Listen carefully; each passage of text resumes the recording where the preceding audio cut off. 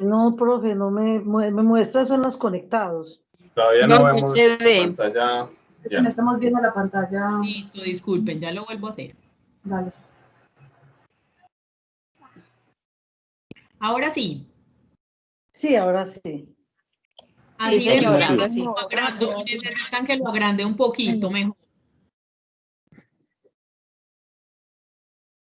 ¿Mejoró así? Sí. Sí. Pero, Yo la esa veo sí- bien, no sé los demás. Creo que está muy Yo bien. lo veo muy bien. Bueno, entonces vamos a hacer un ejercicio entre todos. Hay unas preguntas, ¿sí? Hay una pregunta. ¿Es una zona de alto riesgo? Y vamos a contestar sí o no entre todos, lo que ustedes me vayan diciendo. Según lo que ya vimos en las imágenes y lo que hemos conversado sobre las zonas de alto riesgo. Listo. Sí. Entonces la primera dice, un área con reasentamiento que fue nuevamente ocupada. ¿Es o no es una zona de alto riesgo? ¿Ustedes qué me dicen? Digo que Sí. Sí. Claro que sí. Sí, es zona de lo alto es. riesgo. Sí, muy bien. ¿Sigue siendo una zona de alto riesgo? Porque nos dijeron que fue con reasentamiento, ¿sí? No que nos hicieron las obras de mitigación. Muy bien. Sí. Una zona con eventos recurrentes, es decir, donde han pasado muchos deslizamientos, muchas inundaciones, muchas avenidas.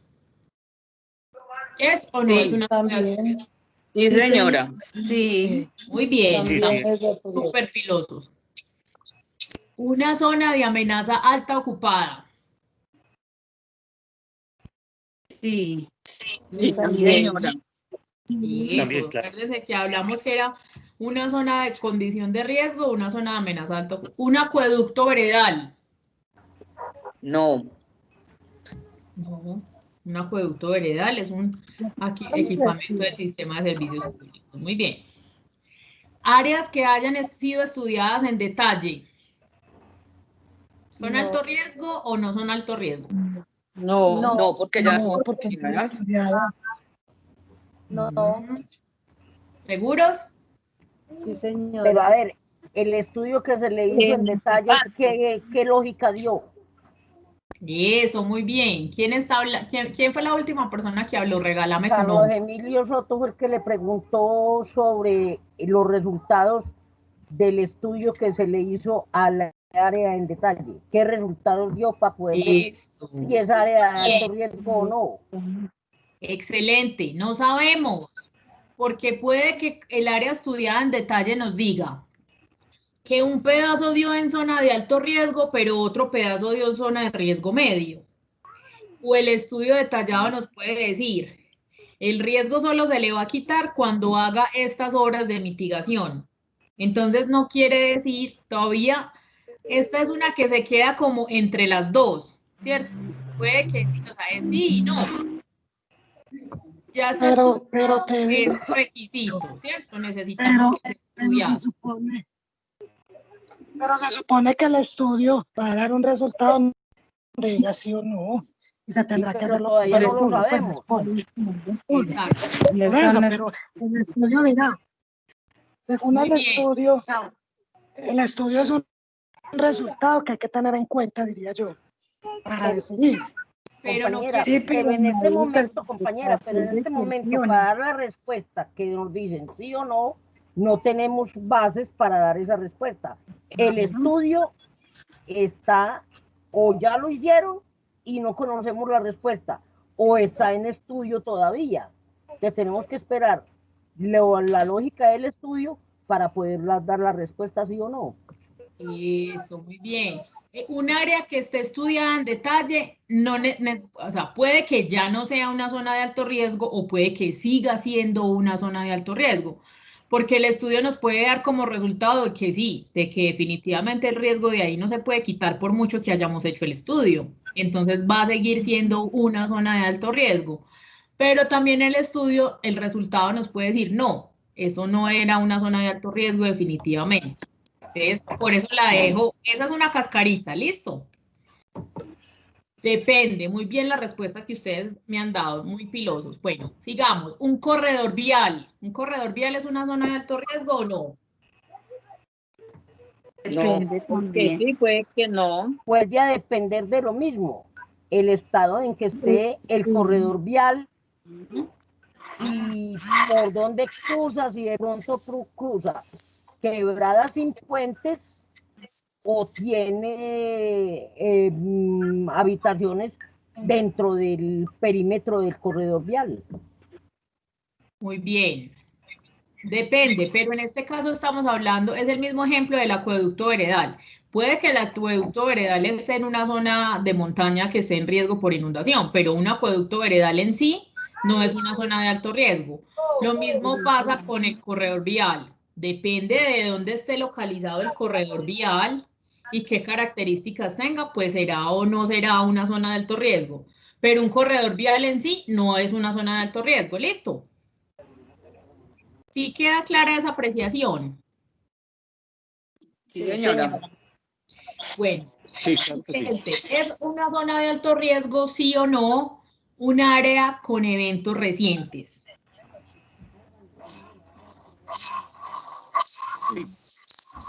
Vea, que ahora le di las botas a los niños. Me los di a Un las área con 10. eventos recientes, sí es una zona de alto riesgo. Ujú. Muy bien. Una escombrera ocupada. Sí. Sí, Sí, sin duda, Pero sí. sin duda, una escombrera ocupada es una zona de alto riesgo. ¿Ustedes recuerdan el deslizamiento del Socorro? Sí, señora. Eso sí. era una escombrera ocupada. Perdón, El Socorro o la Gabriela. compañeros, Sí, compañeros, recordemos por favor que si vamos a participar abrimos el micrófono y si no lo mantenemos apagado por favor para no interferir con la presentación. Perdón, en este escombrera no fue la Gabriela la que sufrió catástrofe con una escombrera. También la Gabriela en Bello, pero en Medellín, en el barrio del Socorro, en el año, creo que fue 2010, hubo un evento muy grande asociado a una escombrera ilegal. O sea, la gente tiraba material ahí por una carretera para abajo, en una ladera, y toda esa tierra, todo ese material se desprendió con las fuertes lluvias, eso fue en mayo, y afectó y ese evento destruyó todas las viviendas localizadas en la parte de abajo porque ese material se desplazó, sepultando de la parte de abajo. Fue en la Comuna 13. Bueno, otra. Laderas con pendientes altas. ¿Son o no son una zona de alto riesgo? Sí. Sí. Muy bien. Total. Una estación de policía en zona de ladera. Esa es otra También. cascarita. Sí. Cascarita. A ver si nos vamos a resbalar o no. A ver, cuéntenme. Una estación de policía que quede en una zona de ladera, ¿es o no es una zona de alto riesgo? Pues sí, es una cascarita puede que porque se pero decía igual no es una- que para que la gente no habitara este tipo de espacios construían como cosas públicas para que no fueran a habitar en casas. Entonces, no sé, puede que sí, puede que sí. Sí, en este caso sí es. Ahorita les voy a explicar por qué. Sí es. Porque no solamente están en zona de alto riesgo las viviendas, ahí tiene mucha lógica. No solo son las viviendas, puede ser algún equipamiento o una infraestructura vital como lo es una estación de policía. Pero el hecho de que sea una estación de policía no quiere decir que no esté en zona de alto riesgo. ¿Sí? Bueno, esa es fácil. ¿Llanuras o planicies de inundación? ¿Son o no son Sí, una? Claro. sí son de alto Claramente riesgo. sí. Un parque lineal. Pues ahí también dependía. Pero este es similar a los otros. Un parque lineal en sí no es una zona de alto riesgo, es un parque lineal. Recuerden que los parques lineales son esas obras de paisajismo todas lindas que construyen en Medellín cerca a las quebradas, que tienen senderos, tienen unos miradores, están sembradas con jardín, que son todas lindas, o tienen para que la gente camine, unas banquitas, eso es un parque lineal. Una obra de mitigación muy costosa. Obra de mi- Pues dice que no, porque si es obra de mitigación. Pero es que no necesariamente porque sea muy costosa es demasiado buena. ¿Qué más? A ver. Esa es para pensarla. Puede mitigar y bajar el riesgo. Depende de la clase de obra que se le haga.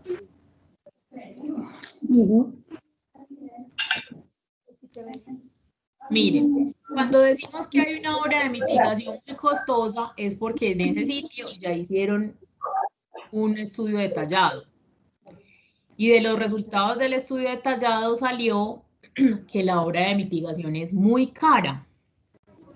Cuando las obras de mitigación son, a esas obras se les hace un análisis de costo y beneficio. Voy a dar un ejemplo cualquiera. Es en un sector donde hay 50 viviendas, que pues en Medellín 50 viviendas son pocas viviendas. Y la obra de mitigación vale 30.000 millones de pesos.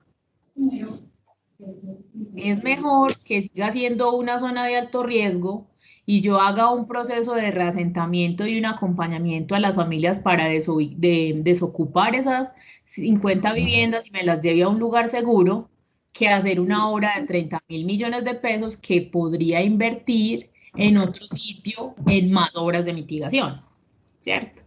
Ese sería un pensamiento como administración municipal. Pero también la decisión puede ser: yo sí voy a invertir, voy a hacer la obra de mitigación así sea muy costosa para quitar que eso sea una zona de alto riesgo. Pero generalmente, acuérdense que las administraciones tienen que pensar más en el bien de la población y en tratar de beneficiar a mucha población. Entonces, generalmente, cuando de los resultados de los estudios detallados se obtiene que las obras son muy costosas, se toma la decisión de que la zona siga siendo declarada como una zona de alto riesgo, un suelo de protección, se desocupe y sigue siendo de alto riesgo. Entonces, esta es una de estas que se dejan así en amarillito, porque depende de las decisiones que se tomen. ¿Sí quedó claro eso? Me estás gritando papas. Sí. Bueno, hay alguien que está fritando papas. Me dolió. Qué pena. Espero que me hayan escuchado lo de la obra de mitigación. Sí, señora. Bueno, entonces otra, un suelo suburbano. ¿Un suelo suburbano es una zona de alto riesgo o no? Depende de la ubicación que tenga. Eso, pero en este caso, por yo decir que es un suelo suburbano y ya no le estoy dando ninguna otra aclaración ni le estoy diciendo nada más, pues no, es un suelo suburbano. Un área donde la recuperación sea muy costosa. Viene siendo similar a esta de las obras de mitigación muy De las costosas. obras de mitigación. Exacto. Y la última, un suelo de protección es una zona de alto riesgo. ¿Qué tipo de protección También tiene? es una cascarita. ¿Qué tipo de protección tiene? Eso. Si es un suelo de protección por riesgo, sí. Si es un suelo de protección porque estamos protegiendo un bosque, pues estamos protegiendo un bosque, no estamos en una zona de alto riesgo. Los suelos de protección por riesgo, como dice nuestro plan de ordenamiento territorial, sí son una zona de alto riesgo. ¿Listo? Bueno. Profe, le quiero preguntar una cosita. Claro, En el corredor vial ¿A qué conclusión llegamos? En el corredor vial llegamos a que como no tenemos más información del corredor vial, solo nos dicen que es un corredor vial, no, el corredor vial como él solito no es una zona de alto riesgo. Distinto el corredor vial ¿Y por qué tiene la X una que sí? quebrada o que el corredor vial tenga un corte y una ladera que se mantiene derrumbando? Eso es distinto, pero como solo nos están diciendo que corredor vial, el corredor vial solito no es una zona de alto riesgo, listo. Pero entonces corríjanle que le pusieron la X a que sí sea de alto riesgo. Ay, qué pena con ustedes. Porque un corredor vial puede ser la 80 no causa ningún riesgo. Eso, muy bien, estás en la jugada. Muchas gracias por tu aclaración. Bueno, entonces este ejercicio, no, sí se me iba a pasar otra cosa. Este ejercicio corresponde. Deme un segundo, voy a volver a la presentación.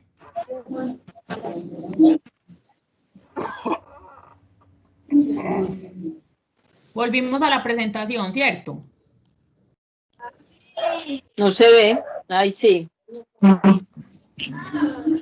Vimos este ejercicio de si es o no es una zona de alto riesgo.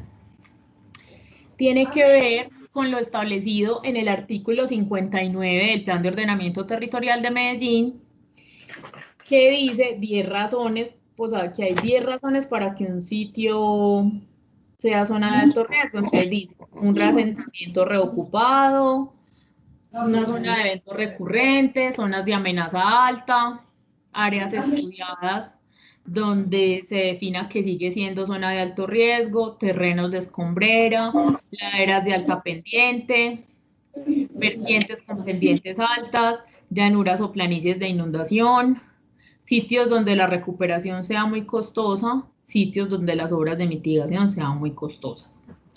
Ese era el ejercicio que estábamos haciendo anteriormente. Entonces, en el mismo plan de ordenamiento territorial, la definición de una zona de alto riesgo no mitigable, así está hoy en el plan de ordenamiento, dice, zonas urbanizadas, ocupadas o edificadas con niveles de amenaza alta. Se han ocurrido eventos recientes por remoción en masa que han afectado viviendas e infraestructura, o que presentan procesos morfodinámicos latentes o activos complejos. Eso quiere decir que no ha ocurrido un deslizamiento como tal, pero se evidencia que el terreno se está desplazando y se está moviendo. Igualmente, hacen parte de esta categoría las zonas donde se evidencian geoformas o acumulaciones de materiales asociados a eventos torrenciales. Donde hay depósitos de las avenidas torrenciales, es una zona de alto riesgo porque quiere decir, por aquí pasó una avenida torrencial hace muchos años y puede volver a pasar. Y ya sabemos que las avenidas torrenciales son eventos altamente destructivos. Donde se han presentado eventos recurrentes de inundaciones lentas o por desbordamiento que han afectado infraestructura, viviendas, servicios públicos y además han causado la pérdida de vidas. ¿Listo? Entonces, eso es riesgo. Sí, señor. Entonces, tenemos una pregunta de Estela Cardona. Ella nos dice, quiero preguntar, si uno ya tiene la licencia de construcción por parte de planeación, ¿ya ese estudio viene incluido?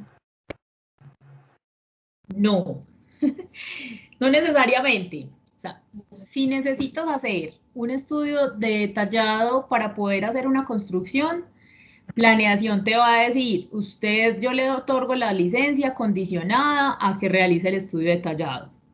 Si ya vos contás con una licencia de planeación, es porque no estás en una zona de alto riesgo y no necesitas un estudio detallado y ya puedes hacer el proceso constructivo al que le pediste licencia.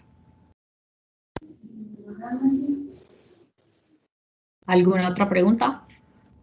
Profe, buenos días. Bueno, hablamos de esas avenidas torrenciales que en las partes urbanas nos ha causado grandes problemas en cuanto a la mal planeación del territorio a la hora de las construcciones. O sea, si bien hemos visto que hay buenos ingenieros, pues, o buenos arquitectos, pues habrán otros muy regulares y no tienen en cuenta lo que son las aguas lluvias históricas de cada territorio.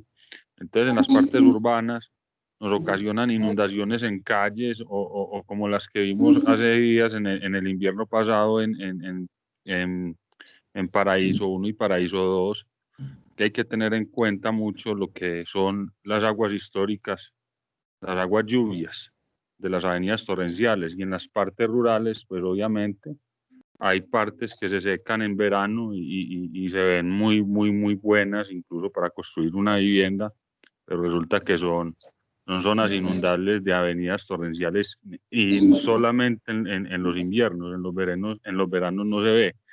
Entonces ese desorden en la construcción, a la hora de la construcción, y es no tenerla en cuenta a la hora de la construcción así en las zonas rurales también. Muchas gracias. Tienes toda la razón. Es muy importante tener en cuenta el contexto de donde se va a realizar una obra. No solamente una vivienda, sino cualquier obra. Porque usted puede ver un terreno muy lindo y muy hermoso, pero usted no sabe en invierno qué pasa con eso. Tampoco sabe si eso de pronto tiene un proceso en el que se esté moviendo lentamente el territorio y no se pueda percibir con el ojo humano. Puede tener muchas otras condicionantes que no se vean a simple vista. Por eso es que les piden para los proyectos grandes, como por ejemplo este en el que nosotros estábamos, del macroproyecto de La Iguana y el borde occidental, que primero hay que hacer los estudios detallados para después poder hacer las obras, ¿cierto?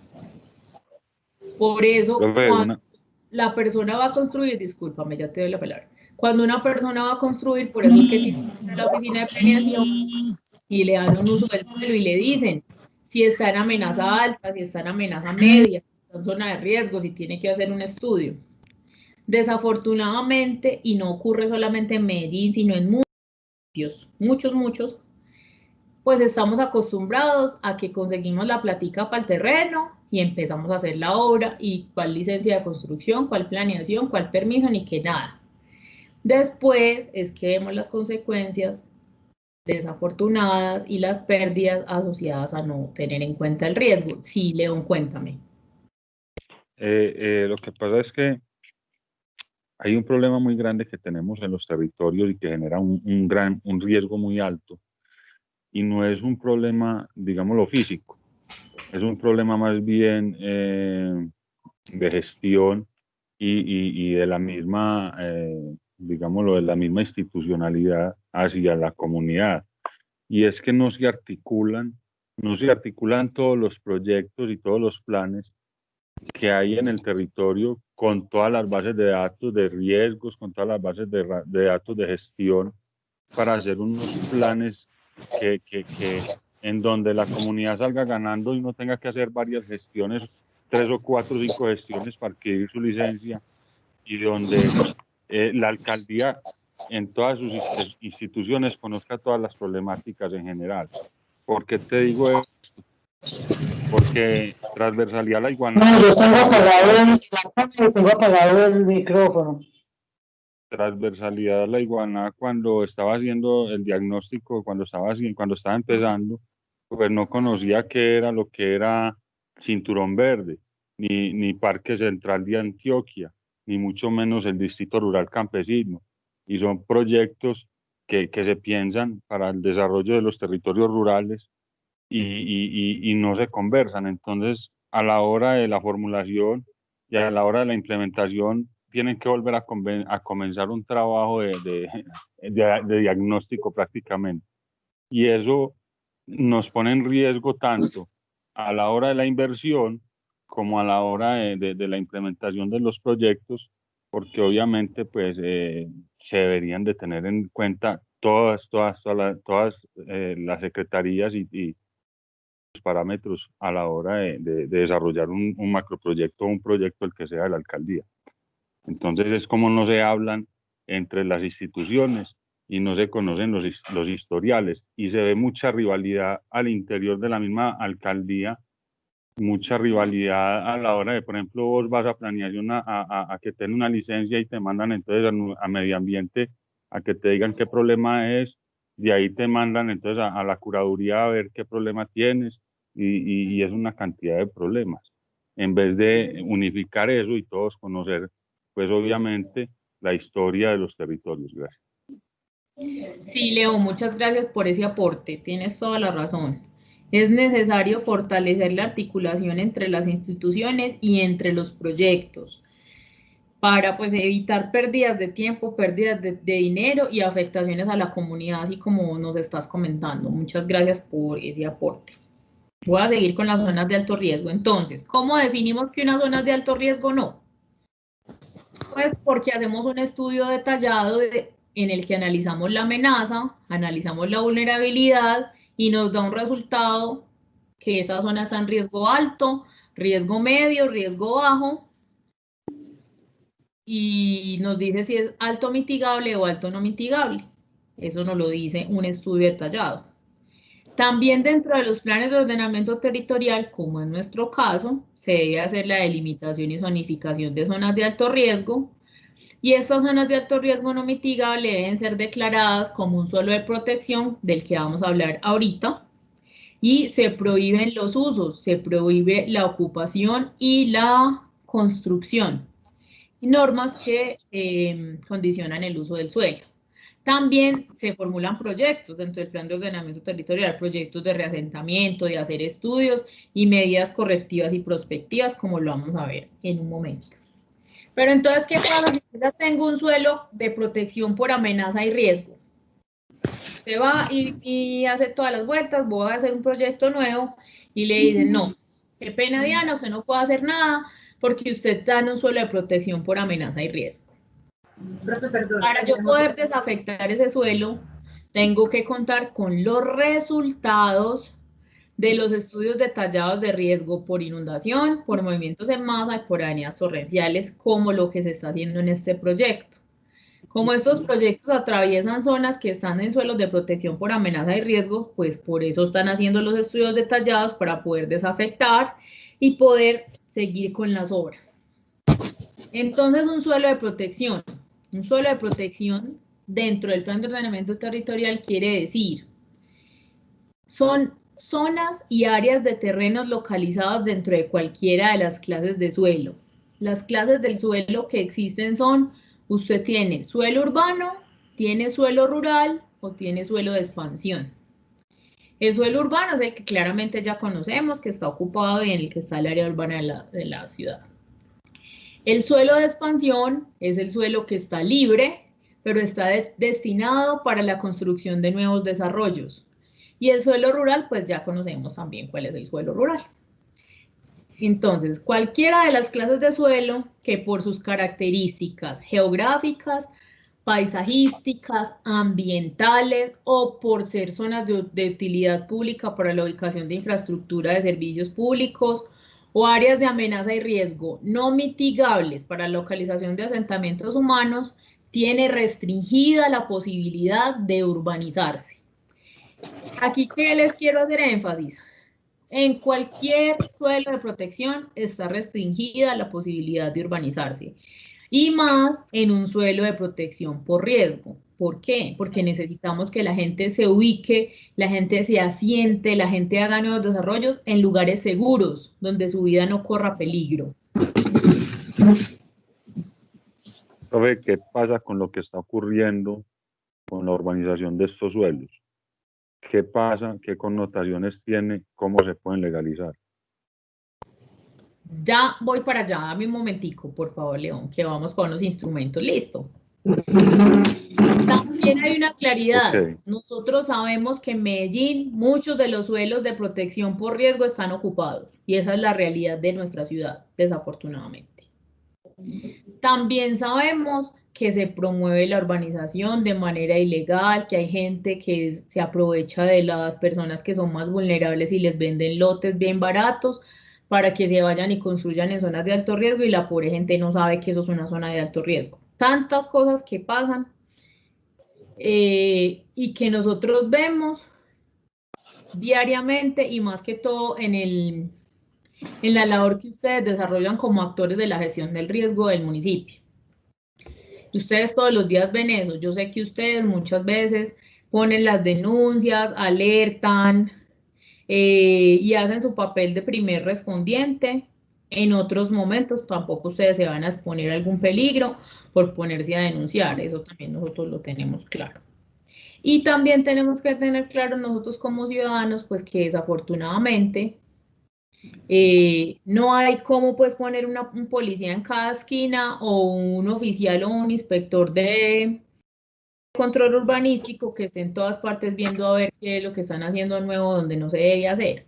También se sale de las manos. No debería ser así, debería ser más un tema de conciencia. Pero aquí a contestarte la pregunta que queda pendiente, León. Dentro del Plan de Ordenamiento Territorial de Medellín hay unos instrumentos para la gestión del riesgo. Entonces, el artículo 570 del Plan de Ordenamiento Territorial tiene estudios, programas y proyectos para la gestión del riesgo. Entonces, no solamente en el plan estamos diciendo, vea, zona de alto riesgo, zona de alto riesgo, zona de alto riesgo, sino que también damos programas y proyectos para que el riesgo se pueda gestionar. Porque una cosa, ustedes han estado en muchos talleres y cursos de gestión del riesgo, yo estoy segura que ustedes son muy juiciosos. Y les han dicho muchas veces que es que la gestión del riesgo tiene 3 procesos: el proceso de conocimiento del riesgo, el proceso de reducción del riesgo y el proceso de manejo de desastres. Dentro del proceso de conocimiento, ¿qué están? Los estudios. Los estudios porque necesitamos conocer y comprender el riesgo. En reducción, ¿qué hay? Las obras de mitigación, los procesos de reasentamiento. Todo eso es reducción. Y en manejo de desastres es atender y responder a los desastres y a las emergencias como tal. ¿Qué sería lo ideal? Que no tuviéramos que utilizar el tercer proceso, que es el de manejo de desastres, y que fuéramos tan tesos en conocimiento y reducción que tuviéramos que atender muy poquitos desastres. Pero bueno, vamos en un paso a paso de la gestión del riesgo en el que llevamos muchos avances y también tenemos que valorar eso. Entonces, dentro de los programas y proyectos están los estudios de riesgo de detalle, ustedes ya saben. Se tiene una priorización de cuáles son los sitios donde se requiere hacer esos estudios, porque no se requiere hacer en todas partes. También pone condiciones. Cuando se van a hacer proyectos nuevos, como el macroproyecto de la Iguaná o cualquier otro macroproyecto, pues deben hacerse los estudios detallados para garantizar que esos nuevos desarrollos no queden en zona de alto riesgo. También hay un plan para la mitigación del riesgo para la infraestructura. ¿Por qué hay eso? ¿Cuál es la infraestructura vital de Medellín? Los hospitales, los centros de salud, las instituciones educativas, los fines infantiles del buen comienzo o los del bienestar familiar, las edificaciones de seguridad, de ejército, policía, las estaciones de bomberos, las inspecciones de policía, las corregidurías, todo eso es infraestructura vital para la ciudad, inclusive los puentes más grandes, esas obras grandes que se han hecho, infraestructura para la movilidad. Eso tiene un plan de mitigación del riesgo. ¿Qué quiere decir? Si es una edificación de una institución educativa muy viejita, dentro de ese plan hay una priorización para hacerle un reforzamiento estructural y que los niños no estén en riesgo, ni tampoco los maestros. Lo mismo con los hospitales y así. Otro programa es el de monitoreo de amenazas. ¿Cuál es el programa? ¿Cómo se llama el programa de monitoreo de amenazas de Medellín? CIATA. DAGRE. No, es el CIATA. Es el sistema de alerta temprana. Con ese sistema se monitorean las amenazas. ¿Por qué? Porque nos dice, va a llover, entonces se pone ese mapa rojo. Va a llover en tal cuenca.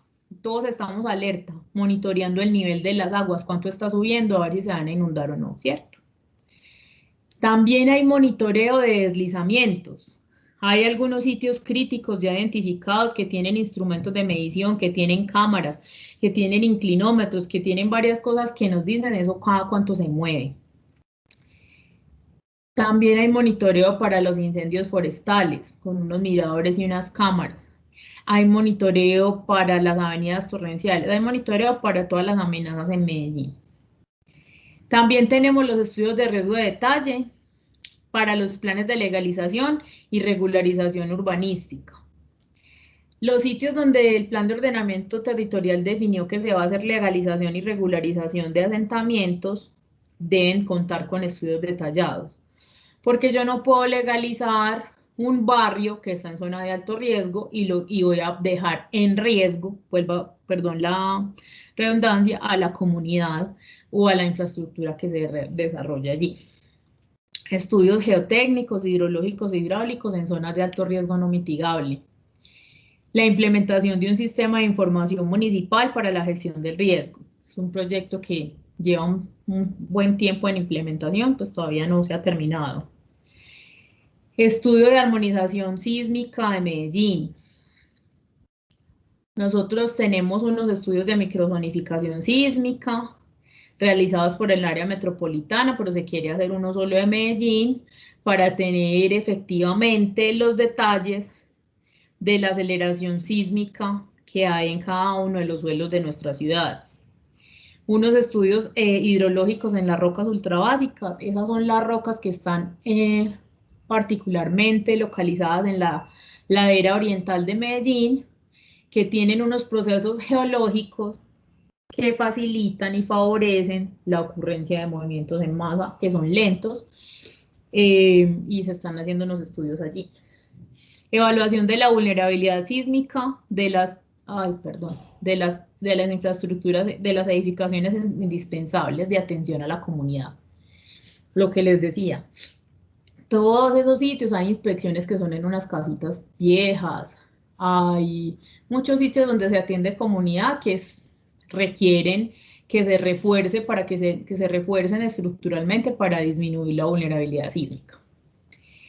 Análisis de riesgo de desastres en proyectos de inversión pública. Esto tiene que ver con lo que me estaban preguntando hace un momento. Todos los proyectos de inversión pública nuevos que se vayan a hacer en Medellín deben contar con los análisis de riesgos. No necesariamente con un estudio detallado, pero sí con un análisis de riesgos que nos diga cada cuánto ocurren las inundaciones, si se han inundado o no, si han ocurrido eventos. Todo el tema del contexto histórico que hablábamos hace un momento debe tenerse en cuenta para los proyectos de inversión pública. El reasentamiento de familias localizadas en zonas de alto riesgo no mitigable. Esos programas de reasentamiento los lidera el ISBIMED. Y se hacen pues para las familias afectadas por eventos o para las familias en las que los resultados de los estudios digan que definitivamente son un riesgo no mitigable y requieren pues ser evacuadas de manera definitiva, o las que por cualquier cosa el DAGRES les haya dado evacuación definitiva, entran en un programa de reasentamiento, deben cumplir, nosotros sabemos que deben cumplir con unos requisitos para acceder a sus subsidios, pero pues están dentro de ese programa de gestión del riesgo de los asentamientos. Realización del inventario municipal de asentamientos humanos localizadas en zonas con condición de riesgo y zonas de alto riesgo no mitigable. En Medellín hace muchos años se hizo un censo de zonas de alto riesgo y ese censo daba más de 15.000 familias, sin contar los que estaban localizados y asentados en las zonas de retiro de quebradas. Y eso fue hace muchos años. Yo todavía trabajaba allá, imagínense. En el 2015, el Ministerio de Vivienda emitió una resolución en la que dice que todas las ciudades deben tener su inventario de asentamientos en zonas de alto riesgo. Medellín muy juiciosamente le ha apuntado a tener su inventario de asentamientos en zonas de alto riesgo, porque lo que se pretende es hacer un inventario nacional de asentamientos en zonas de alto riesgo para poderle dar una mirada más especial y poder tener unos proyectos que favorezcan más a la población que está asentada en esas zonas y la priorización de estudios y de obras de mitigación. Hay una priorización. ¿Hay alguna pregunta con respecto a los programas y proyectos para la gestión del riesgo que están establecidos en nuestro plan de ordenamiento territorial hasta lo que vamos?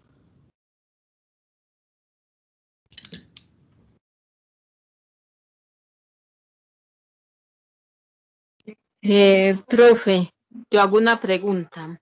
Claro que sí. Por ejemplo, acá por mi casa, Barrio Enciso, hay una quebradita. Pues, o sea, aparentemente no corre ningún, pues no representa mucho peligro. Es una quebradita muy pequeña, tiene una parte canalizada, pero esa quebradita la desviaron. Cuando llueve, o sea, se crece de una forma inmensa. Entonces, pues pasa, o sea, donde pasaba originalmente es hasta aquí a media cuadrita de la casa de mi hermana. Mi pregunta es, si esa quebrada llegaría a salirse, o sea, como decimos, a buscar su cauce natural. Esa es mi pregunta, gracias. Sí, existe la posibilidad de que esa quebrada busque su cauce original, a no ser que la canalización y las obras para desviar el cauce pues sean unas obras muy buenas, diseñadas hidráulicamente, hidrológicamente, pues que no permitan que ella vuelva a retomar su cauce. Pero en el caso en el que se presente un evento de máxima creciente, un evento de máxima inundación, es posible que ella retome su cauce original. Eso sí puede suceder. ¿Cuándo? No sabemos. No podemos saber cuándo será el evento de máxima creciente de un cauce como esos, pero sí existe esa posibilidad.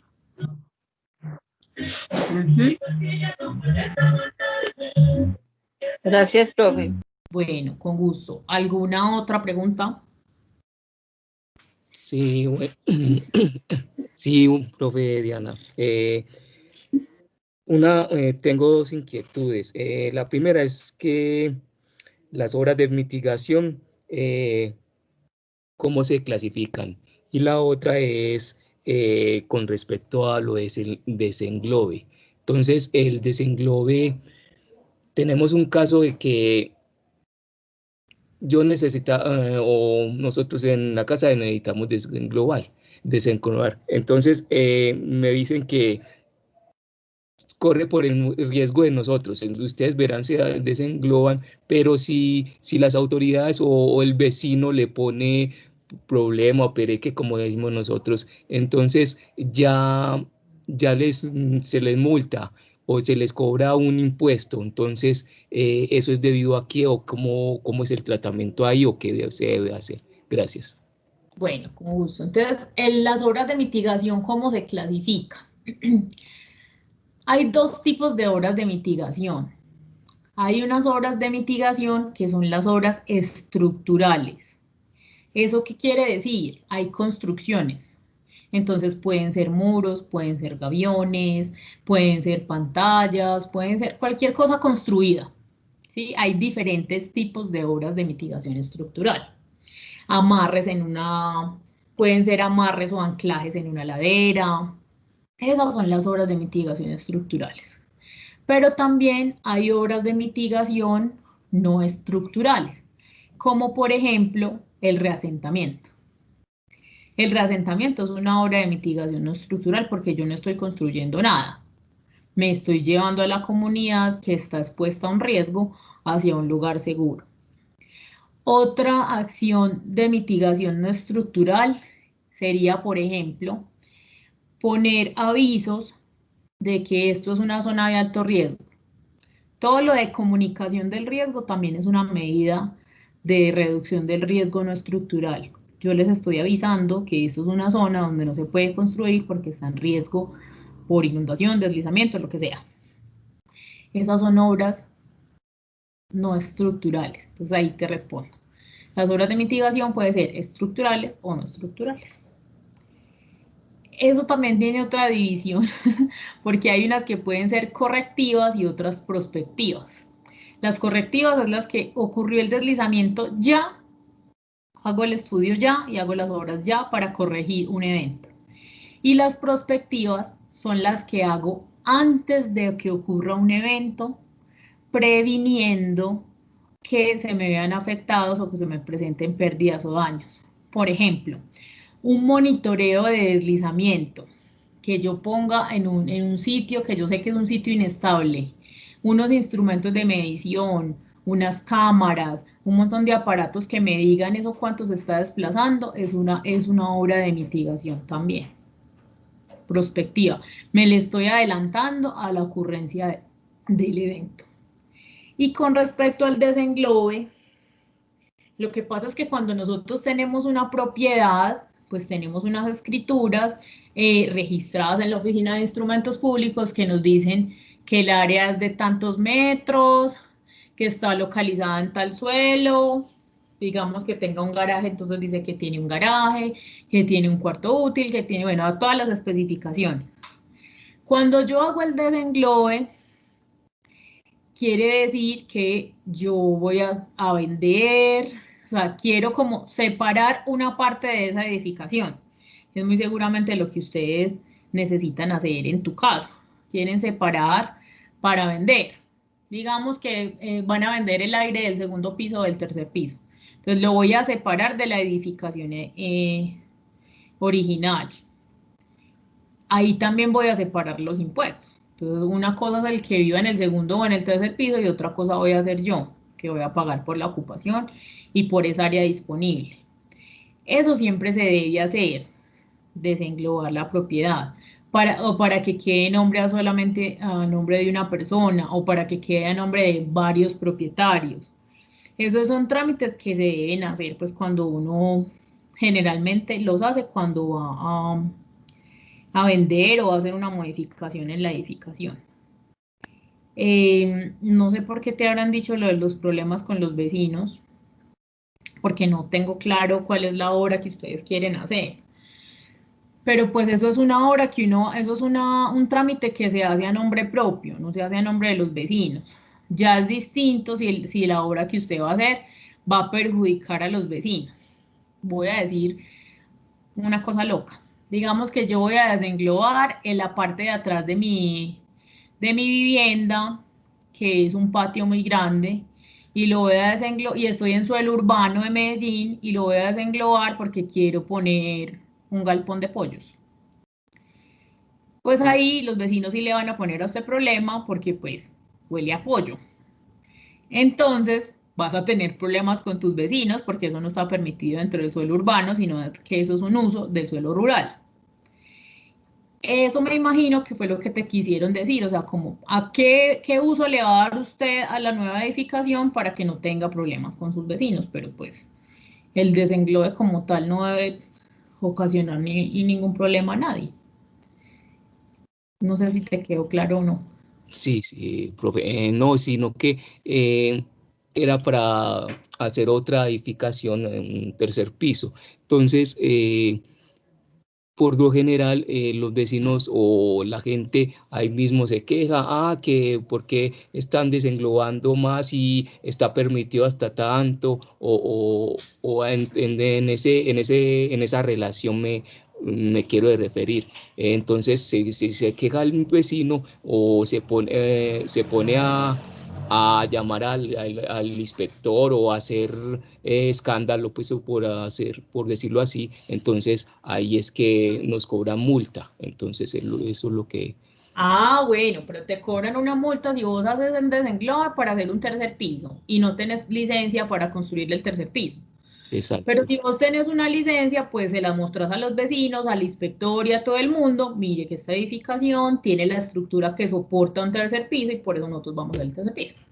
O demuestran que es que ustedes hicieron un reforzamiento de las columnas y vigas y todo el sistema estructural y por eso entonces ahora la edificación soporta un piso más. Uno tiene problemas con los vecinos, es eso, digamos. Se sabe que en este sector solamente hay permiso para construir hasta segundo piso y yo construyo tercero, pues claro que voy a tener problemas con mis vecinos. Pero si yo tengo las licencias y tengo los permisos requeridos y establecidos en la norma, pues no le muestro a los vecinos y le comunico que tengo la licencia. Por eso es que mire que ponen esos avisitos de licencia de la curaduría y todo eso, para evitar esos problemas. Muchas gracias, profe. Bueno, con gusto. Bueno, entonces estábamos hablando de la priorización para, ese es otro programa que tiene el plan de ordenamiento para la gestión del riesgo, que es la priorización para el reasentamiento de zonas de alto riesgo no mitigables en suelo urbano y en suelo rural. Hay unos artículos que establecen claramente cuáles son los sitios, y el POT ya dice cuáles son, en los que se puede priorizar el reasentamiento de esas zonas que ya están establecidas con esa condición de riesgo no mitigable en suelo urbano y en suelo rural. También hay una priorización para la realización de los estudios de riesgo de detalle en zonas con condición de riesgo en el suelo urbano y en suelo rural por los 3 eventos que ya conocemos que están dentro del plan, que es movimiento en masa, inundación y avenida torrencial. Les quiero mostrar, me salí un momentico para mostrarles.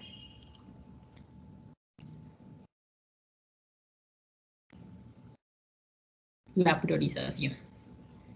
Deme un segundo, ya les muestro, ya les comparto.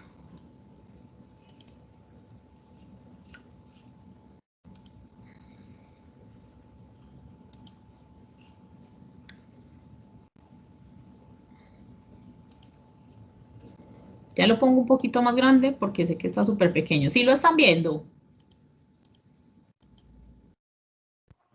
Sí, profe. Bueno, entonces es este artículo, el 551, que tiene la priorización para el reasentamiento en zonas de alto riesgo.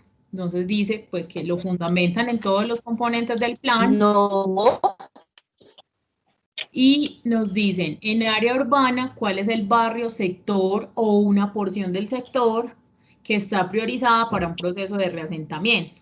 Entonces aquí tenemos en zona urbana 32. Entonces en la Libertad, Nueva Villa de la Iguanada, Santa Margarita, Moscú, La Avanzada, bueno. Aquí tenemos todos estos, el Compromiso, el Popular, Enciso, Mirador del 12, Palermo. Ahí se ve mejor. ¿Están? Profe. Sí. Sí, señor. Ahí sí, profe. ¿Cuál es el protocolo? ¿Cuál es el protocolo que debe seguir, por ejemplo, uno como líder para visibilizar un riesgo, para visibilizar una zona de riesgo, o uno como habitante del barrio, si eso le pasa a uno en la casa o en la propiedad? Muchas gracias. Bueno, pues desafortunadamente dentro del plan no hay como una estrategia de comunicación del riesgo. Eso está más es en el plan de gestión del riesgo de Medellín. Pero lo ideal sería que estuvieran demarcadas esas áreas y que se pusieran avisos. Esto es una zona de alto riesgo por tal cosa, ¿cierto? Ustedes que son actores de la gestión del riesgo y que son líderes y que tienen un conocimiento ya previo del territorio y una experiencia de tanto tiempo y de tantos años, pues conocen cuáles son esos sitios afectados. Son ustedes los llamados también a notificar en las reuniones que tengan de las juntas, en los espacios de participación de todos los proyectos, mencionar los sectores que ustedes ya conocen, que están en zonas de alto riesgo o que tienen algún problema asociado a los eventos pues, más recurrentes de Medellín. Y también pues notificar al DAGRED para que sean ellos quienes hagan la visita técnica y emitan y les den el concepto, pues porque pues uno es un líder comunitario y es un actor comunitario, sí, pero pues uno no es el que dice que está en zona de alto riesgo y que no. Entonces, pues, para que ellos les establezcan que mediante el plan de ordenamiento territorial, el mapa número tales y tales, este sector se encuentra localizado en una zona de alto riesgo. Eso sería como lo que yo tengo para decir. Igual ustedes también tienen los planes de gestión del riesgo comunitarios como una estrategia y una herramienta de planificación de sus sectores que también debe ser socializada y darse a conocer en la comunidad. No sé si a partir del DAGRED puedan ustedes a partir de los proyectos de presupuesto participativo, implementar alguna estrategia de comunicación del riesgo en los sectores en los que ustedes están, que sería una estrategia muy valiosa también. Ok, gracias. También vale, por decir algo, un informe de la defensa civil también, ¿cierto? Todos estos grupos de gestión del riesgo. Sí, claro, por supuesto. Muchas gracias. Bueno, entonces aquí les estoy contando los barrios que tienen priorización para el reasentamiento. Aquí están los del área rural, en San Cristóbal el Picacho, Santa Elena en Media Luna, en Palmitas en la Aldea, en Palmitas en Urquitá y en Altavista en el área de expansión de Altavista. Y hay unos que están priorizadas por inundaciones y avenidas torrenciales. Bueno, aquí vemos la de la Quebrada de la Iguaná. Algunos, miren cómo lo especifica, barrio y o vereda o porción del mismo. O sea, no quiere decir que todo el barrio San Germán va a estar en reasentamiento, sino algunos sectores. San Germán, Santa Margarita, claramente, Olaya Herrera, la Nueva Villa La Iguaná y el Ecoparque El Volador, que serían pues los que nos... Y en este otro artículo está la priorización, entonces ese era para el del reasentamiento y este es para los estudios detallados, entonces también priorizan.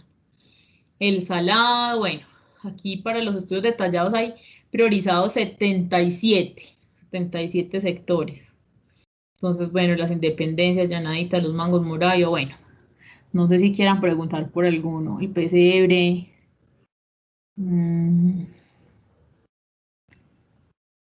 Busquemos unos de los que estamos en el proyecto.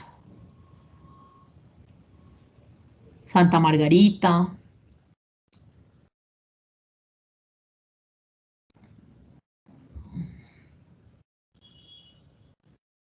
Cabecera urbana del municipio del corregimiento de San Cristóbal, Calazán, parte alta. Bueno, esos son los que yo veo. Y estos son para movimientos en masa en el suelo rural. En San Cristóbal está San Cristóbal, área de expansión Pajarito, requieren unos estudios detallados. En Pajarito, en el Picacho.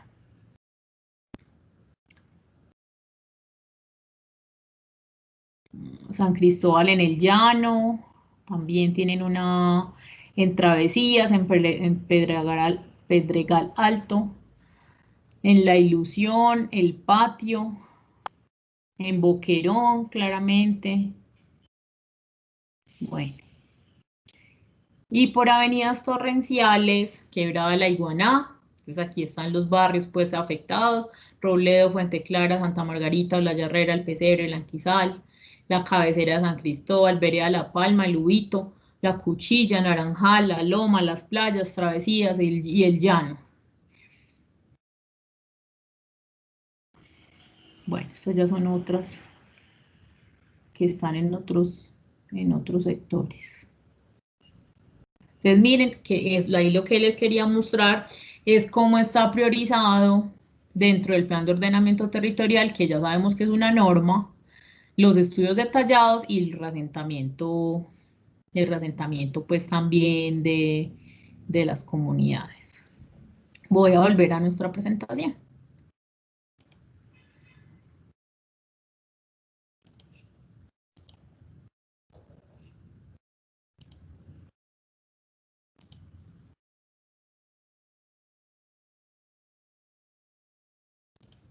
Ya estamos en la presentación, ¿cierto? Sí, profe. Sí, bueno, ya. Entonces, además de lo que ya les conté de los programas, de los estudios y todo eso, el plan de ordenamiento territorial tiene unos tratamientos urbanísticos. Esos tratamientos urbanísticos que tiene el plan de ordenamiento son áreas de preservación del sistema público colectivo, conservación patrimonial, conservación urbanística, conservación de bienes de interés cultural nacional, los de consolidación, que son como todos estos amarillitos, que es terminar de consolidar los barrios que ya están construidos, los de desarrollo, que son todos los grises que corresponden al suelo de expansión, a los nuevos desarrollos, y los que nos interesan a nosotros son estos dos cafés, los más cafecitos, esos dos cafés, entonces están por aquí, ¿sí? Mírenlos en los bordes, por aquí también. Esos son los que más nos interesan, que son el de mejoramiento integral en suelo urbano y mejoramiento integral en suelo de expansión y renovación urbana. Estos tratamientos de mejoramiento permiten que se mejoren las zonas de alto riesgo una vez se hayan realizado los estudios detallados o se planteen obras de mitigación que pueden ser sencillas que no requieran estudios. Por decir algo, en un sector se necesita que se recojan las aguas lluvias porque no hay un sistema de alcantarillado pluvial. Y con eso se va a disminuir el riesgo de inundación por insuficiencia hidráulica. Entonces, eso sería un mejoramiento. Este es el artículo 235, lo traje literal porque es muy importante para que ustedes lo conozcan, que dice, este tratamiento corresponde a zonas homogéneas identificadas como áreas de desarrollo incompleto e inadecuado, donde se localizan asentamientos humanos en situación de marginalidad y segregación socioespacial, en los cuales se concentra población en situación crítica de pobreza, al margen de las oportunidades de desarrollo, con limitaciones de acceso a los bienes y servicios públicos esenciales, como la educación y la salud, dando lugar a bajas condiciones de vida de los habitantes. Estos sectores es donde se hace el mejoramiento integral. Los desequilibrios urbanos de estas zonas de desarrollo incompleto e inadecuado se expresan en precariedad del hábitat, en donde se conjugan total o parcialmente estas características. Puede que las tengan todas o puede que tengan algunas. Procesos de ocupación y construcción irregular e inadecuada de barrios. Ya cada uno va haciendo el recuento de su sector. Deterioro crítico del medio ambiente. Localización de población en retiros de corrientes naturales de agua y zonas de riesgo no mitigable. Desarticulación de los sistemas urbanos estructurantes y sus redes de servicios. Carencias de los servicios públicos domiciliarios, en particular el agua y el saneamiento básico, que es el alcantarillado. Insuficiencia y baja calidad del espacio público, carencias de equipamientos colectivos y bajo acceso a los servicios de educación, salud, recreación y deporte. Inadecuadas condiciones de habitabilidad, baja calidad de las viviendas y que están en estrato socioeconómico 1 y 2. Déficit de vivienda, insalubridad y hacinamiento crítico. Irregularidad en la tenencia de la tierra. Es decir, ellos no tienen papeles que los legalicen los predios. Y carencia de vías de acceso, conectividad y una reducida movilidad. Miren lo que dice, una o varias de estas características, varias características o todas. Esos son los sitios en los que se pueden hacer mejoramiento integral de barrios. ¿Quién coordina eso? También lo coordina el programa de mejoramiento integral de barrios, que es un programa de Medellín que lleva mucho tiempo. Lo coordina el ISBIMED y ahí está incluido el mejoramiento de vivienda, el mejoramiento del entorno barrial, la titulación de los lotes y el reconocimiento de las edificaciones. Todas estas actividades están incluidas dentro de ese programa de mejoramiento integral. Hay unos requisitos y unas características para poder ser beneficiario de estos programas de mejoramiento integral, que les pongo acá, así está tal cual en la página del ISBIMED, donde ustedes pueden tener acceso a mayor información con respecto a este programa de mejoramiento integral de barrios, incluso también al programa de reasentamiento de la población. Cuando las personas, así ustedes de pronto pueden orientar a las personas que se acercan a ustedes, pues porque son actores fundamentales en el territorio y les puedan dar una información más acertada y más adecuada pues a la gente de su comunidad. Además de los tratamientos urbanísticos, que fue lo que veíamos en el mapa lleno de cafecitos, el plan de ordenamiento territorial también tiene unos instrumentos de planificación. Esos instrumentos de planificación son los macroproyectos, un proyecto grande que se llama Río Centro, los proyectos urbanos integrales, los distritos rurales de los que hablamos ahorita, los planes parciales, planes de legalización y regularización urbanística, planes maestros, unidades de planificación rural y planes especiales de manejo y protección de patrimonio. Dentro de estos planes, dentro de estos instrumentos de planificación, claramente está establecido que se requiere para su desarrollo los análisis de riesgos y, cuando así sea necesario, los estudios de riesgo detallados. Cuando ya se sepa que los proyectos atraviesan zonas de alto riesgo o zonas de alto riesgo no mitigable.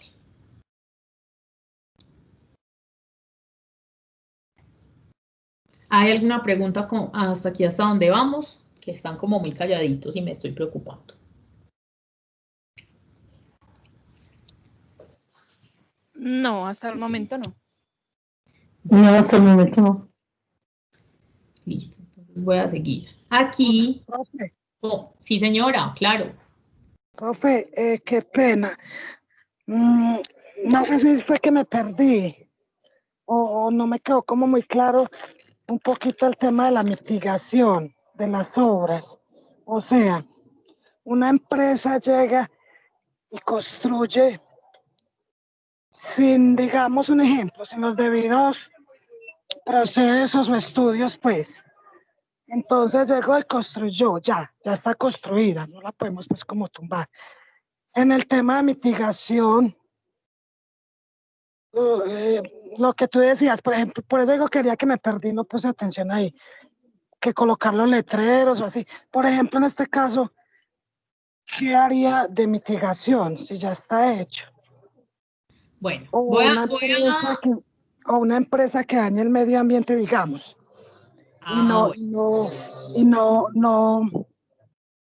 ¿Qué mitigación ahí haría? ¿Sembrar bambú? Pues, no sé si me hago entender. El tema de la mitigación no me quedó como muy clarito. Y lo que dijiste que habían dos tipos de mitigación. Bueno, no sé si fue que voy a volver a explicar. No me quedó como muy clarito, qué pena. Tranquila, no hay ningún problema. Hay dos tipos de obras de mitigación del riesgo, ¿sí? Acuérdense que cuando nosotros hablamos de las obras de mitigación propuestas por el Plan de Ordenamiento Territorial, tienen que ver con obras de mitigación para 3 eventos en específico. Las obras de mitigación para movimientos en masa, las obras de mitigación para avenidas torrenciales y las obras de mitigación para inundaciones. ¿Cuándo se hacen las obras de mitigación? Cuando realizamos un estudio detallado y el estudio detallado nos dice cuáles son las obras que tenemos que realizar. Ahí hacemos unas obras de mitigación. Hay dos tipos de obras de mitigación. Unas obras que son estructurales, es decir, son construcciones.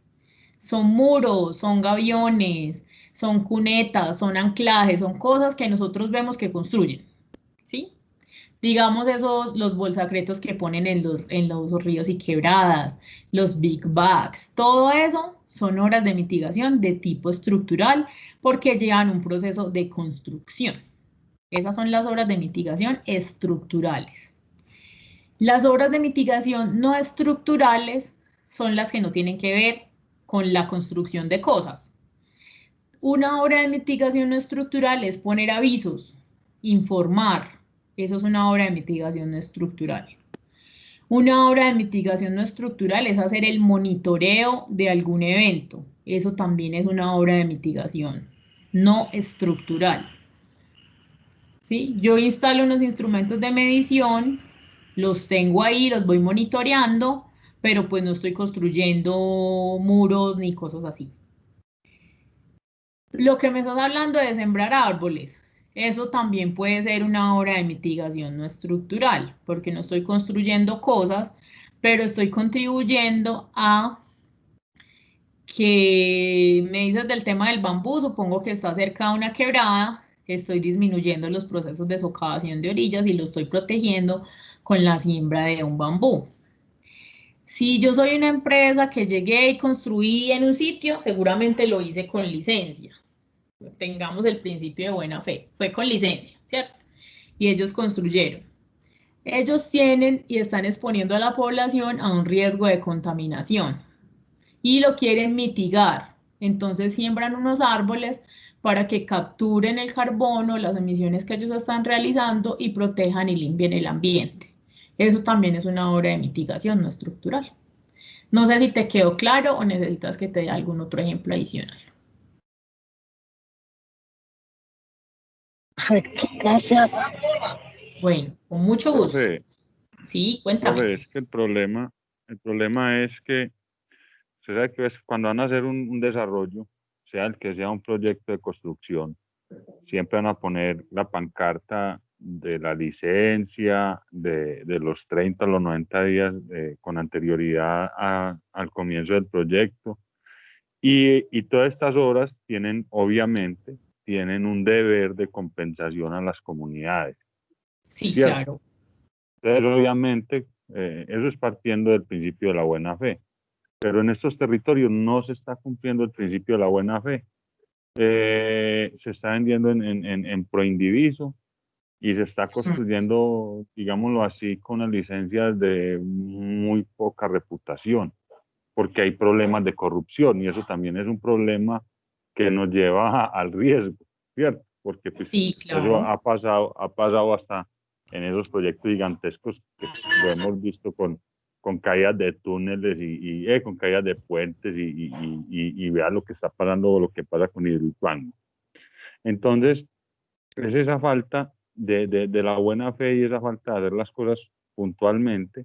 Entonces usted a la hora de exigir, ay, ya señor, nos va a construir a usted eso y la licencia, entonces ellos a usted, entonces ya vienen los problemas de orden público. Sí. El problema de los liderazgos en el territorio. Entonces el problema que tenemos, y eso es lo que aqueja ahora, cuando le dan una licencia a una empresa, por decir, si tiene permiso de fundición, debe tener obviamente los filtros en las chimeneas que permitan que no haya esa contaminación. Entonces, de igual manera, eso es a lo que no se rigen ahorita las empresas, ni se rigen los que están comerciando con nuestro territorio. Bueno, eso desafortunadamente siempre ha existido. Y la única manera de que en este caso la autoridad ambiental se dé cuenta de que ellos no están cumpliendo con las normas asociadas a su licencia ambiental para que funcione esta empresa o este uso es que se haga una notificación. Ustedes pueden escribir a la autoridad ambiental, que en este caso es Corantioquia, y mencionar lo que ustedes están viendo y solicitar que hagan una visita de inspección y que les informen el resultado de la visita. Porque pues ustedes no se van a poder ir claramente a meter a la empresa a decir, venga a ver que es que yo vine a ver los filtros que ustedes tenían que tener puestos. Eso no lo van a poder hacer ustedes como actores de la comunidad. Pero sí pueden solicitar la visita de inspección por parte de la autoridad ambiental para verificar y garantizar el cumplimiento de las medidas de mitigación o las medidas de la mitigación de los impactos ambientales que ellos están generando. Porque las empresas lo que hacen es generar impactos ambientales. Entonces, eso es lo que ustedes tienen que hacer. En la medida pues que puedan y no vayan a poner en riesgo pues tampoco su integridad. El tema de ese loteo por porcentaje. Eso es una problemática súper grande porque a la gente le prometen de todo y esos son predios que no van a tener licencia y luego se desaparecen los que vendieron y la gente que compró perdió la platica y solo se dan cuenta ya hasta el final.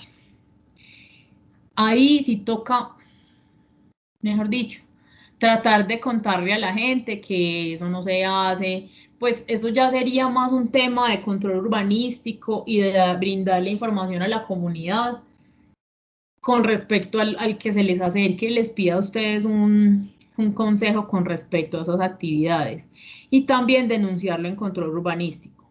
¿Por qué? Porque eso es un engaño para la gente. Y la única manera de identificarlo, pues, de que se pueda controlar es que sea denunciado. Porque pues es muy difícil, lo que hablábamos ahorita, planeación o control urbanístico no puede tener un inspector en cada parte de Medellín, desafortunadamente, vigilando esos procesos que se estén haciendo. De pronto cuando ustedes se den cuenta y tengan la oportunidad, se les dé la oportunidad de alertar a la comunidad o a las personas que posiblemente estén siendo víctimas de esa situación, pues contarlo. Pero pues es una situación que es difícil muy difícil de controlar, desafortunadamente. Y no pasa solamente en Medellín, eso pasa en todas partes. Qué pesar, pero pues la gente aprovechada de las necesidades de los demás, hay en todas partes. Voy a seguir hablando un momentico de los instrumentos de planificación, con esto ya cerramos. Hablamos de los macroproyectos, como todo lo del plan de ordenamiento están espacializados en un mapa. Este es el mapa de los macroproyectos, entonces los verdes son todos los de borde. Sí, aquí este verdecito es el del borde noroccidental, nororiental, bueno, todos los bordes, lo del río está en azul, todo lo del río centro, lo de la Iguaná, la quebrada Santa Elena, los distritos rurales campesinos que aquí están con punticos, los planes parciales, los planes de legalización y regularización urbanística, miren los que acá están espacializados en esos cuadritos como morados, los planes maestros, las unidades de planificación rural y los planes especiales de manejo y protección del patrimonio. Entonces, como pueden ver, lo que les quería contar es que miren que dentro del plan de ordenamiento territorial todo está articulado, ¿cierto? No van a hacer un macroproyecto porque sí. No van a hacer ninguno de los instrumentos de planificación de los que hablamos porque se les inventó, no. Eso ya está regido por ese documento que hablamos al principio, que era un instrumento de planificación para la ciudad, una carta de navegación, un plan rector, por el que todas las administraciones que vienen tienen que irse yendo. También ya conversamos de los instrumentos que el plan tiene para la gestión del riesgo, que pueden favorecer a las comunidades en las que ustedes están. Muy seguramente cuando salgan los resultados de los estudios detallados, se hará mucha transformación de las zonas que están en estos proyectos y serán muchas familias las que se verán beneficiadas de las obras de mitigación y de los procesos de reasentamiento, de regularización, de legalización y etcétera. Eso era lo que yo tenía para contarles y compartir el día de hoy. Quisiera que hiciéramos en un momentico una retroalimentación de cómo les pareció la actividad, qué aspectos consideran que podemos mejorar. Recuerden diligenciar la asistencia del bloque 2, nos están acá escribiendo, es muy importante. Y entonces, bueno, los escucho. Buenos días, pues el proceso como tal de capacitación me parece excelente. Muy bueno sería que nos compartieran todas las diapositivas y toda la información correspondiente en el correo para poder reforzar como todo esto que nos enseñaron el día de hoy. Entonces, por ahí sí hay como la posibilidad de que nos envíen estas diapositivas. Esto nos ayuda como para reforzar más toda la enseñanza del día de hoy. Gracias. Claudia, sí, les vamos a estar enviando las memorias con las diapositivas de cada uno de los talleres que vayamos realizando semana a semana. Entonces, el de hace 8 días y el de esta semana se los vamos a estar enviando, creo que el martes, listo, para que estés pendiente del correo electrónico. Mil gracias. Profe, también lo del artículo donde habla lo de la vulnerabilidad, sino que yo trato de copiar lo más rápido posible y a veces no me da. Entonces es algo muy bueno lo de los artículos que usted mencionó, que hasta son unas cuantas páginas. Yo mire, es bueno lo que usted nos pasó en Word, muy, muy bueno también para tenerlo en cuenta. Bueno, entonces te recuerdo los artículos. Están en el título 4 del Plan de Ordenamiento Territorial. Las áreas de amenaza, áreas de riesgo, de condición de riesgo y todas esas definiciones están de los artículos 53 al 60. Del 53 al 60. En el artículo 570 y los siguientes, 70, 71, 72, 73, está todo lo de los estudios, programas y proyectos para la gestión del riesgo. También ahí están en los siguientes, me parece que es como hasta el 573 o 574, que está lo de la priorización de los reasentamientos y la priorización de los estudios detallados. Ah, bueno, sí. Bueno, profe, muchas gracias. Con mucho gusto. Muchas gracias, profesora. Muy buena la participación. Sí, espectacular. Gracias, profe. Muchas gracias. A todos, en general, muchas gracias. Bueno, muchas Feliz día gracias. para todos. Bueno, antes de que nos vayamos, recuerden, el próximo sábado nuevamente les estaremos enviando el enlace para que lo tengan allí presente. Igual pueden ingresar a través del mismo enlace que les ha llegado por el correo electrónico. Nos vemos acá a las 8 de la mañana. El tema que vamos a tener dentro de 8 días es la articulación comunitaria e institucional para la gestión del riesgo de desastres.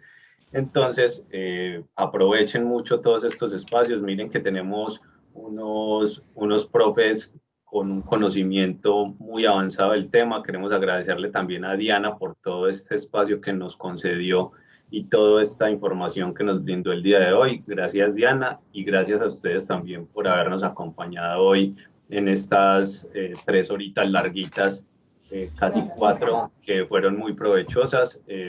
He visto los comentarios que ya han diligenciado algunos en el formulario de asistencia y quedamos pues como muy complacidos también con esa retroalimentación que nos han dado acá. Muchas gracias a todos.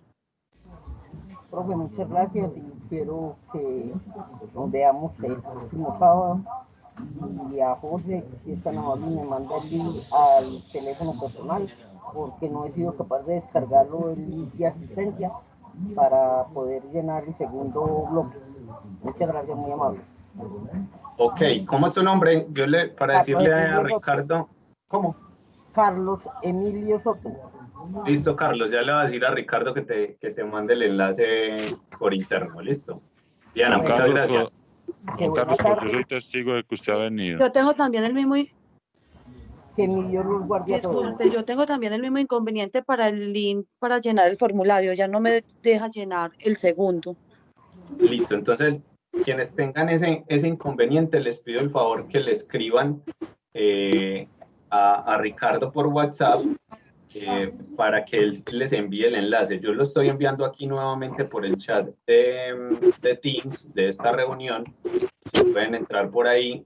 Aquí lo acabo de enviar nuevamente. Si no les da, entonces por favor le escriben a Ricardo para que él se los envíe por interno. No lo podemos enviar obviamente al grupo en general, pues porque la idea es que lo firmen quienes asistieron. ¿Listo? Ah, bueno, profe, dale. Yo también tengo ese inconveniente, pero ya voy a estar mirando para llenarlo. Dios los bendiga. Muchas gracias. Ustedes. Bueno, Muchas gracias. Hasta luego y mil gracias. Excelente. Felicitaciones. Gracias, profe. Bueno, con mucho gusto, con mucho cariño compartí con ustedes hace ratito. Muchas gracias, Dios les bendiga, todo muy bien. Gracias, profe Diana, muchas gracias, muy amable, Dios le bendiga. Bueno, amén, gracias. Gracias, profe, gracias a todos y buen día.